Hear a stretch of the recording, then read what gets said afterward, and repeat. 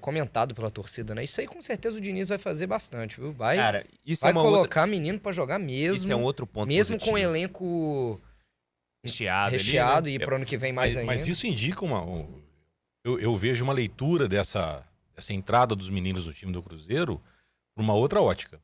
Mostra um pouco da insatisfação que ele tem, não insatisfação, não gosto, mas mostra que ele não tem o elenco para jogar como ele gostaria. Um exemplo disso é o Zé Ivaldo. Não sei se o Zé Ivaldo é um zagueiro que vai dar para ele esse fluxo de saída de bola que ele tanto gosta. Então, são jogadores que ele começa a olhar e ele começa a apostar na base. Para começar, talvez até falando para a diretoria, olha, nessa posição, naquela outra, nós vamos começar a mexer. A grande incógnita que eu vejo do Diniz para mim é o tempo.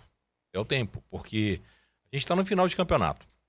Está numa reta. O Cruzeiro se posicionou, o Seabra posicionou o Cruzeiro muito bem durante a passagem. Ninguém tinha expectativa que o Cruzeiro estivesse quinto, sexto no início do ano. Ninguém cravava isso. Nós mesmos aqui não cravamos isso no início do ano. Uhum. Ninguém, nos mais otimistas, nas mais otimistas projeções, falava. O Diniz entrando e deixando o Cruzeiro caindo, se isso acontecer, ele pode não ter tempo de implementar o jogo dele. Isso é a única coisa que eu vejo. Agora, se ele conseguir dar uma recuperada, manter o Cruzeiro ali sétimo, sexto, né, com as vagas de Libertadores que vão aparecer pela frente, ele vai ter tempo ano que vem para poder montar. Essa é a grande incógnita. Eu não sei. Eu e a não torcida vejo do ele saindo, Cruzeiro não, é outro ponto. A torcida do Cruzeiro não é uma torcida muito paciente de ir para o campo e apoiar. Diniz, estamos com você. Não sei, não. É uma torcida muito exigente. Sempre foi. É característica da torcida do Cruzeiro ser exigente. Sim, mas eu não vejo... Eu não sei se tem estômago para isso tudo. Eu acho que o Diniz fica pro ano que vem, independente do que aconteça. Assim, eu também acho. Acho que... Seria o correto, né? Seria o correto. Assim, trazer um cara do nível dele pra dispensar aí no sentido você trazer final um do jogador, você trazer um técnico Futebol no final ingrato. de temporada pra ele ficar 2 meses, Futebol ingrato. sabe? Se o Diniz Total. perder mais 4 jogos, bom, tô traçando um prognóstico muito negativo. Mas se ele perde mais 4 jogos, cara, todo mundo, inclusive o Pedrinho, começa a repensar. Eu acho que é inevitável. Não tem É inevitável. Assim, e gostaria que ele tivesse tempo pra colocar o trabalho dele em prática, né? Eu Com acho certeza. que inclusive o Fábio Herculano ali, falou, espero que essas 2 semanas de treino do Diniz sejam em vão. Não sejam em vão. É isso É aí. verdade. Fundamentais. Essa data Mas vamos FIFA lembrar aí- que a última data FIFA, que o Seabra teve 2 semanas, o time não voltou. O time O regrediu, time não né? voltou. Então, tem uma outra questão também, né? Por mais que a gente fala, jogo é jogo, treino é treino, né? Então, é dentro de campo ali com novos desafios de adversários que se preparam também nesse tempo. Não é garantia que você vai treinar 2 semanas e vai colher os resultados também. Mas é uma oportunidade para ele que está começando um trabalho novo, ter um tempo com o time, ter um tempo de entrosamento. Eu acho que no caso do Diniz, talvez seja o técnico que mais vai se beneficiar dessa parada. Até seja conhecer ele. melhor individualmente Conhecer cada isso, jogador boa. pra saber quem Exatamente. vai fazer melhor a função que ele quer, né? Quem que ele vai contar, né? É. E ele já vai voltar da data FIFA com um jogo extremamente decisivo, né? Que é o jogo do ano, né?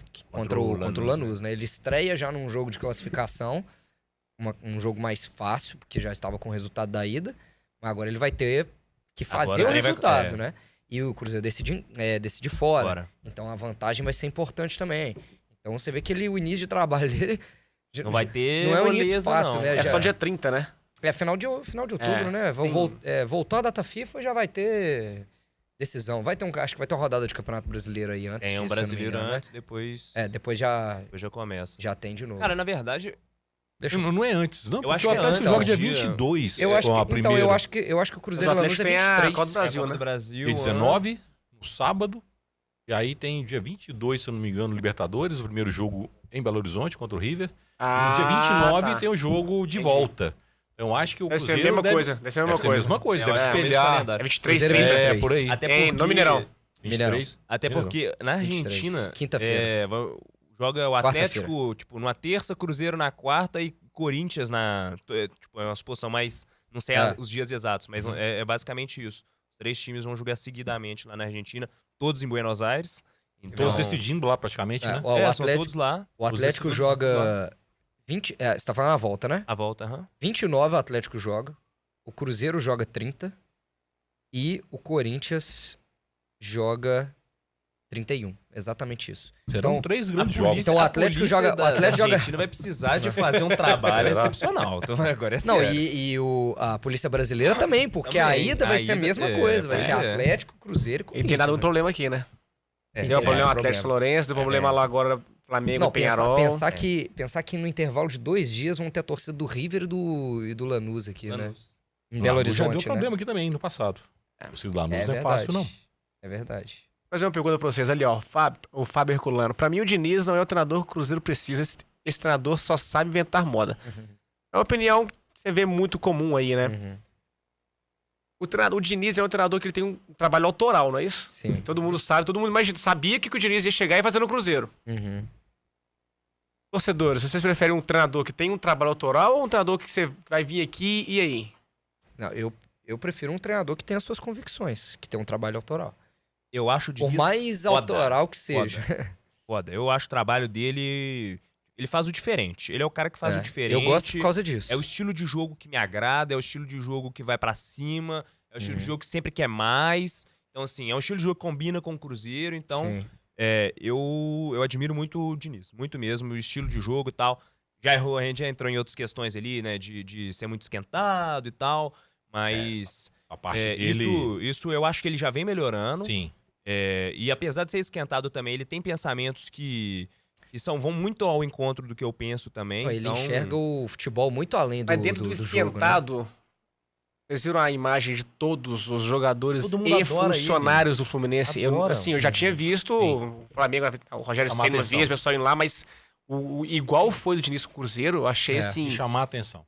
Achei assim, muito diferente. Pô, o cara era querido mesmo. Ele é tudo Lógico, conquistou, né? A Libertadores e tudo mais, mas, poxa, não é à toa que todo mundo foi lá dar um abraço nele. É aquela coisa, né? Tirando a grande exceção que foi o caso do Tietê, todo jogador que treina com ele fala que ele é incrível. Ele é extremamente querido, assim. O caso do Tietê realmente pegou muito mal, né? Pegou muito mal. E ele Foi um baita de um vacilo. É uma mancha na carreira dele. Um vacilo, ele com certeza se arrepende disso e tal, mas ele já assim, falou sobre isso. Tá? Mas o Tietê ainda guarda uma marca dele. Claro, viu a entrevista recente do Tietê. Guarda a marca, pô, não tem como, foi né? o mal da pandemia, né? Não tinha torcedor, a gente O Tietê tem jeito peculiar de ser também. O Tietê tem jeito peculiar de ser. Você conhece ele, né? Ainda mais jogador de futebol. No futebol ele deve ser uma pessoa tem difícil, suas, né? O Tietê é engraçado, cara. Ele tem as suas particularidades dentro do campo, fora do campo, todo mundo sabe.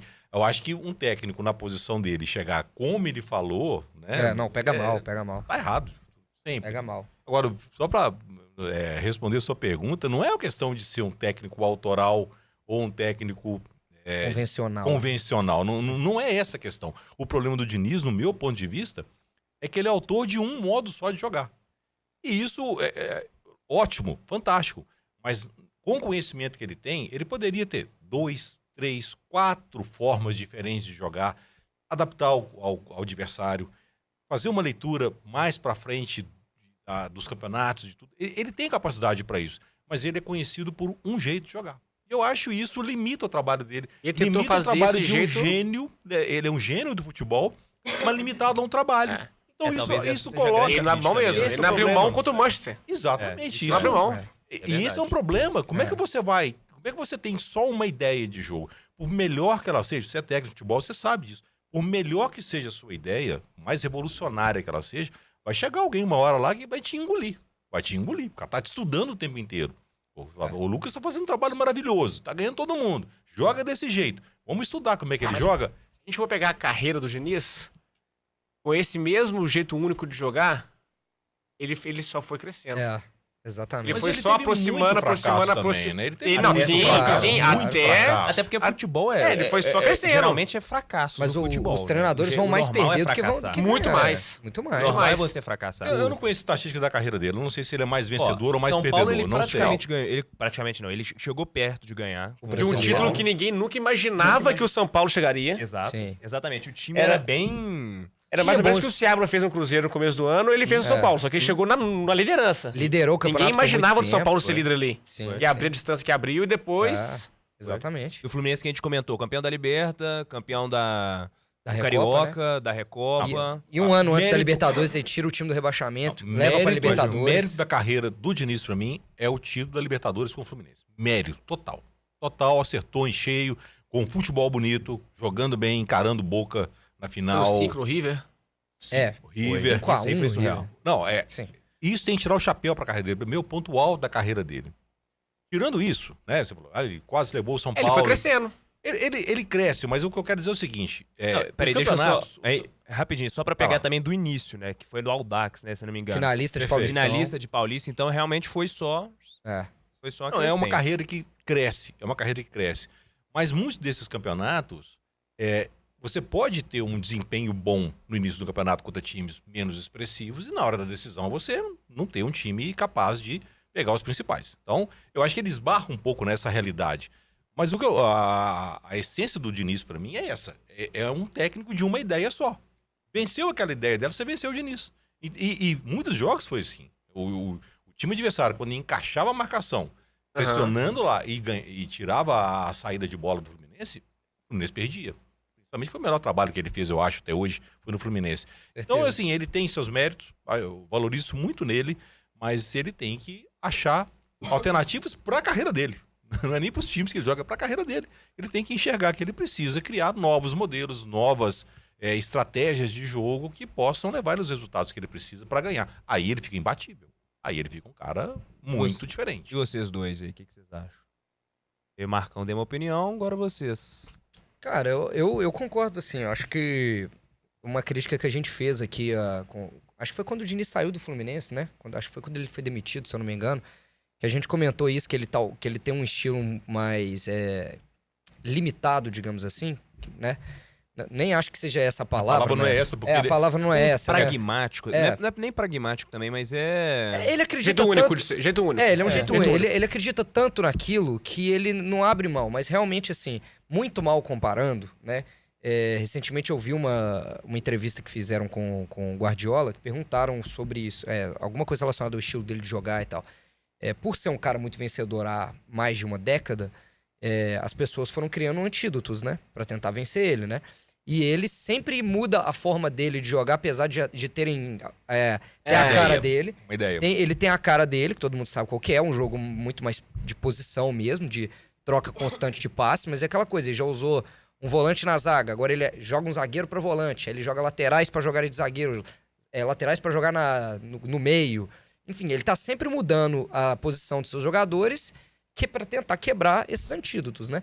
O Diniz, eu acho que ele poderia, dessa forma, criar novos mecanismos para quebrar os antídotos dele. Só que o antídoto contra o Diniz é você marcar muito em cima dele.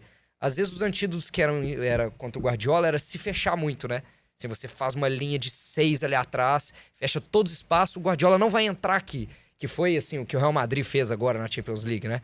Classificou nos pênaltis, com o Real Madrid fechadaço, o City batendo, não conseguiu entrar, foi pros pênaltis e o Real Madrid se classificou.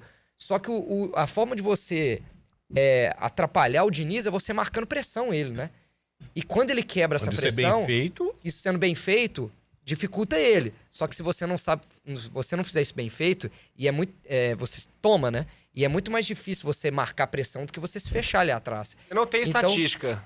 Quantos gols que ele sofreu perdendo a bola na defesa e quantos gols ele... Perfeito. Ou situações perigosas de gol que ele criou. Interessante fazer um levantamento. Eu não lembro muito de gol ele tomando assim, não. Essa estatística eu não sei também, mas eu tenho uma sensação de que as vezes que deu certo foram maiores, eu acho. Que o time conseguiu quebrar essa pressão e chegar no ataque. A sensação que eu tenho. Só que como o erro é muito gritante, que é um goleiro entregando no pé do atacante, o zagueiro errando uma saída, aí a gente fica com aquela sensação... marcado, nem sempre dá gol. Nem sempre dá gol, claro. Mas é isso. O risco que ele corre com esse estilo de jogo, igual aconteceu com o Vidalba agora. Se aquela bola do Ganso entra, você pode ter certeza que a pressão em cima dele já era outra. Claro. Você perder com um gol daquele, a torcida vai em cima do resultado. É óbvio. A maioria do torcedor, ele não está preocupado com o estilo de jogo. A maioria talvez nem entenda muito bem como que é. Mas aquele torcedor que tá ali cativo, querendo ver o resultado, quando ele vê um lance desse do time dele, poxa, é o comentário do Fábio. Né? Que ele falou do toquinho de bola, né? O torcedor raiz, ele quer o resultado. Com certeza. O que eu penso, né? Eu falei semana passada, né? E o Diniz, ele fala muito sobre os valores dele. Sim. E eu acho que pelos valores dele, ele nunca vai aceitar ser um time reativo, um time que não tem a bola, um time que não quer... É o valor que ele tem. Então é o valor que ele leva. Então é o que dá prazer pra ele de treinar a equipe e dá prazer pra ele de estar na beira do campo, é isso. E ele já falou várias vezes que o resultado pra ele é consequência Secundário, disso, né? é secundário. E tem vários outros resultados que são muito mais importantes do que levantar a taça. Sim. Ele fala isso várias vezes no mês passado, Às no vezes auge. Várias vezes. Recuperar um jogador. Recuperar um às vezes. jogador. Os caras terem o prazer de estar ali jogando. Você vê ele fala isso. Aí ele citou, né, os idosos. Foi uma entrevista que falaram do time Fluminense que era muito idoso. Média de E idade que pra alta, ele era uma taça pra ele era estar com aqueles caras e ver aqueles caras o prazer de estar ali no dia a dia treinando e se entregando e tudo mais. Então, pra ele, isso é muito mais importante Sim. do que levar um gol desse e perder um jogo e tudo mais. Ele se sente muito mais confortável, feliz e pra ele isso importa Realizado, muito né? mais. Lógico que ele quer ser campeão e tudo mais, mas pra ele isso importa muito mais. Cara, Você tocou num ponto interessante. Do outro lado da Pampulha, o adversário direto do Cruzeiro, o Atlético, é o time do Campeonato Brasileiro que mais posse de bola tem. Isso não quer dizer muita coisa porque tá no meio da tabela. Então não é posse de bola, não é garantia de sucesso no jogo. Mas mostra, pelo menos, que não é um time reativo, que entrega a bola para o adversário. Então o Milito gosta de ter a bola, gosta de ter. Só que ele faz isso no meio campo para frente. Se ele não é efetivo, é uma outra história, uma outra discussão. Mas mostra, pelo menos, que um técnico pode ser ativo no ataque, pode ter a preposição do jogo, querer ir para frente e não precisar ficar lá atrás. O problema do Diniz é esse. Ele quer a bola, só que numa região extremamente delicada do campo. Muito delicada. Qualquer erro dele ele é fatal. Então, para ele, tudo bem que treina durante a semana, vê os jogadores, eles entendem a filosofia, legal. Cara, o torcedor que tá na arquibancada, o cara quer pedir pra morrer. mas ao Tira mesmo essa tempo, bola daí, dá um torcedor- bicão.